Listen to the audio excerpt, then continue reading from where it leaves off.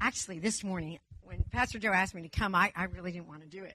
He asked me yesterday. I thought, I just want to receive. I just want to hear the message and sing and worship with my family. And then I thought, oh, my gosh, I've got an opportunity to talk about some things. And I'm not even quite sure if I know where I'm going with this. I jotted some little notes, but I just want to say that Larry and I came down here some years ago. I don't know if all of you know, we're from New Jersey. And so we had this wonderful couple, Joe and Rachel Walzer, who came to New Jersey to fetch us. Little did we know that we were being brought to this church here in Florida. And the whole idea of, oh, look cute. I've seen that picture. Anyway, sorry. and this whole idea of going and being on mission. And what I find intriguing about this whole idea about going on mission is that I'm ill-equipped, and of course I am.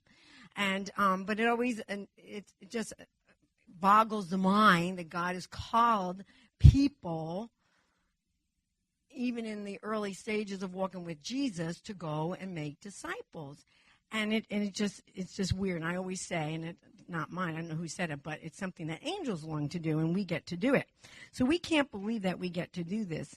But what I really enjoyed about coming down here is, and I have to say this, I would not know you all. And I wouldn't have known the Stavitskys and even Dave Shubin. I mean, I just love the whole togetherness type thing, and that's not what I am, because I'm a maverick. I'm a bit of a maverick. So this whole idea of community is wonderful, and I'll never look at the Lord's Prayer the same way again from what Pastor Jeff and Pastor Joe have been preaching, and I've read it. It's familiar. Everybody knows the Lord's Prayer. But everything about it, and I didn't know until recently that it was one of Jesus' last messages. And it was a go message, and I never connected that. It was one of the last statements he was saying, this is how you pray, and it's all these plural words, our Father, who art in heaven, let's honor you together. And then he also mentioned somewhere that give us this day our daily bread, and, I know there's different things about that, but giving us our daily bread in order that we be about the mission. We have certain needs. And so I thought, oh, yeah, duh, that just really makes sense. And also the idea that it is so important that we do it together. I heard or saw the Olympics, I guess it was last year, and they had these people on a bicycle. And I feel like sometimes, I don't know about Lee and Eric, I think we talked about this. I feel sometimes, not that ministry, plus my life, I have always felt lonely. I know, go figure. But I do. I feel lonely sometimes, and the prison ministry has been one of those things because we're limited in who we can bring in. And the Olympics, they had a race where a guy rides a bicycle, and he's all by himself. He's by himself. But behind him is a car, and it's all full of people who, if the bike breaks down, they're right there. They've got his back. They've got equipment to help him, repair any bike. And so that's how I feel as a church, not only in the jail ministry, but more and more increasingly, I feel like we have each other's back. And that was really evident on this mission trip. It was amazing. We laughed. We had each other's back. And there was, and I don't know if you saw it yet, but there was a mural. Did you all see the mural? Oh, man. I don't know if you saw it, though. I did not have anything to do with that mural. Nothing. I don't think they would want me in that mural. I would have painting. But on the bottom hand corner are all our initials. And I thought, no, I didn't paint. But I was just as much a part of that mural as everybody else who did paint.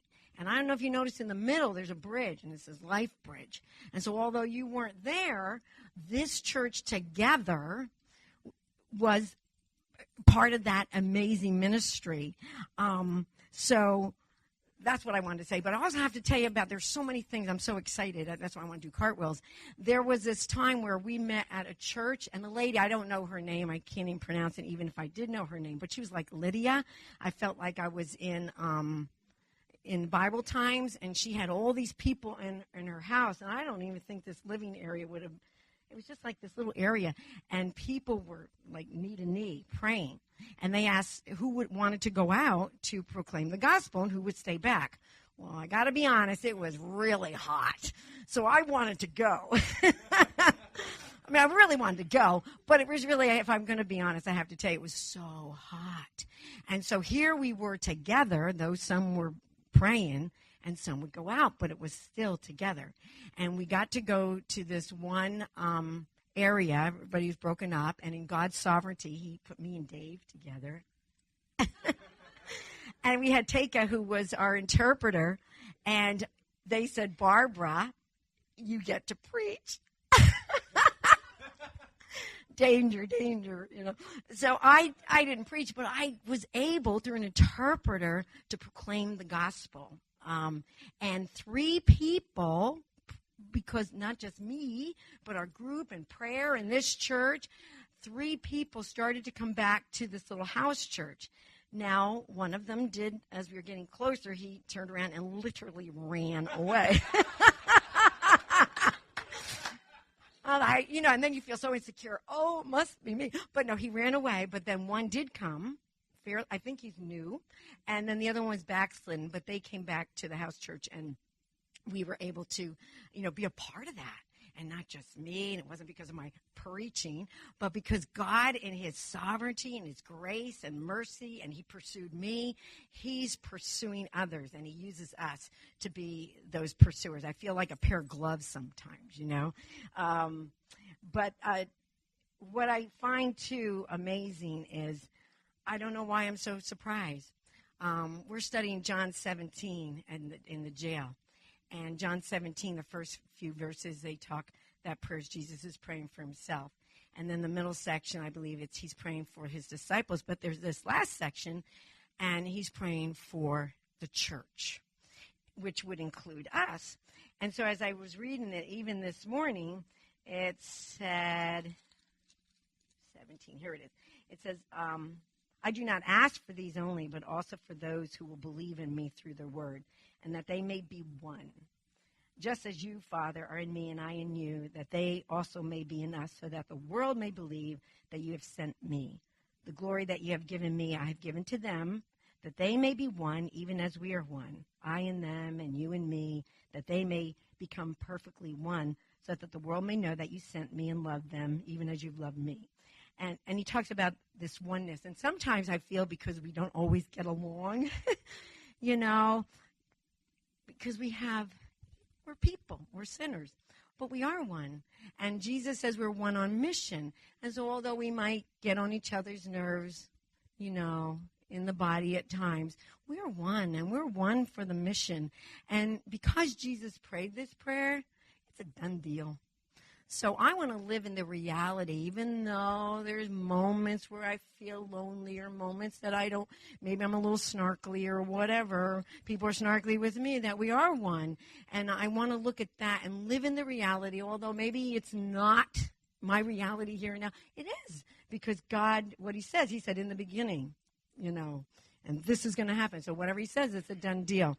So I'm sorry, I am rambling, but what I want to just say is thank you so much, because I wasn't going to go on this trip. I thought I would be better served to be here, because I've been there, and I went because of Erica and Ashley Temperio, and then Ashley had to get pregnant, and so she couldn't go. It's so I got to go, but this was an amazing trip. Thank you very, very much. Lord God, I want to thank you for pursuing me. Thank you so much for putting me with this group together, and that we get to do what angels long to do. And I can't say I am so excited, and I literally, not doing cartwheels, but inside, I do cartwheels being connected with this group of my family, LifeBridge Church, and I'm greatly thankful.